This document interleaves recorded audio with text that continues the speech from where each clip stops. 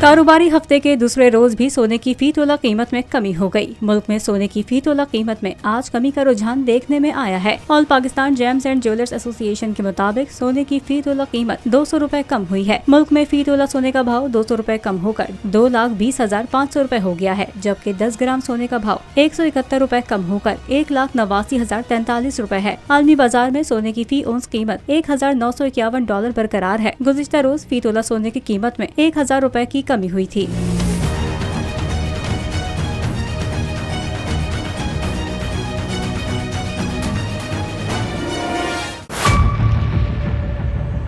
Mayor Karachi के इंतखाब की जंग, बोल ने फिर छोड़ दिया सबको पीछे।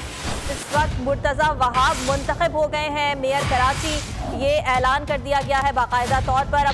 सहाफती रिवायत रखी बरकरार, बोल ने दिखाई सबसे बड़ी ट्रांसमिशन। और ये सब्जेक्ट था, मैंने आपको कहा कि नंबर गेम में जमात इस्लामी के पास नंबर पूरे नहीं है। लम्हा बलम्हा की सूरत हाल से किया बाखबर अवाम को। रेंजर्स के एहलकार और पुलिस के एहलकार हैं, वहाँ अलर्ट है और वो इस बात की कोशिश कर रहे हैं कि अब कोई नाखुशगवार वाक़या जो है वो रूनुमा ना हो सके, क्योंकि बोल है पाकिस्तान का नंबर 1 न्यूज चैनल। सब्सक्राइब करें और बेल दबाएं ताकि कोई खबर रह न जाए।